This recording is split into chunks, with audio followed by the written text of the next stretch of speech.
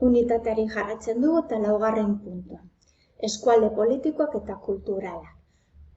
Hitz egin dugu demokraziaz, hitz egin dugu diktaduraz, baina realitatea zen de, benetako herrialde demokratiko askoz dagoela mundua. Gehienak dira herrialde askeak, edo diktadurak, edo erdi askeak, sasi demokrazia, bale? Gehienak ez dira demokratikoak. Kulturari begira, bereizten ditugu espazio desberdinak, bale?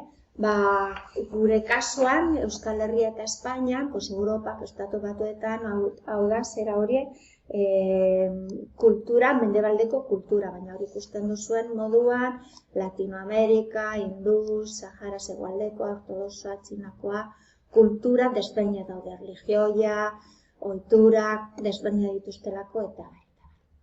5. puntu horretan landuko dugu zera estatuen arteko harremanak. Aipatu genuen bezala, horreko bideo batean, herrialdeak, estatuak haien artean harremanak izan behar dituzte, ahalik eta hoberenak hobeto funtzionatzeko. Gaur egunean gainera oporra direla lana dela eta jendea dagoten gabe mugitzen, herrialde batetik bestera, nazio batetik bestera, kontinente batetik bestera. Beraz, harremanak saiatu behar dira onak izaten. Horretarako daude erakundeak. Zein da munduko erakunderik hori zera herrialde gehien daukana? Nazio Batuen erakundeak, bale? Kontinente guztietan eta gaztereraz ONU, Organización de Naciones Unidas. Beste bat zera horiek Europari begira, Europar Batasunari buruz hitz egingo dugu, bale? Hor gaude, bale? Gu sartuta gaude Europar Batasuna. Helburua ekonomikoa da, hitz egingo dugu horretaz, beste unitate batean, lasai.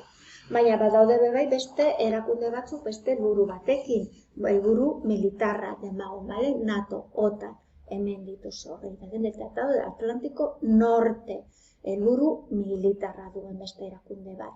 Eta badaude beste batzuk, bebai, Europar Batasuna bezala, beste helburu ekonomikoa dituzten, adibidez, petrolioa dituzten herrialdeak, batzen dira osatzeko OPEC gazteleraz, Organización de Países Exportadores de Petróleo, lurralde petrolio esportatzaileen erakundea. Hemen dituzu. Ez dituzu ikasi behar inondik inora bakarrik existitzen direla erakunde desberdinak, helburu desberdinekin. Eta badaukagu beste erakunde importante bat, G7, G8, G20. Horiek azken urtetan sortu direnak, helburuak ekonomikoak, bale?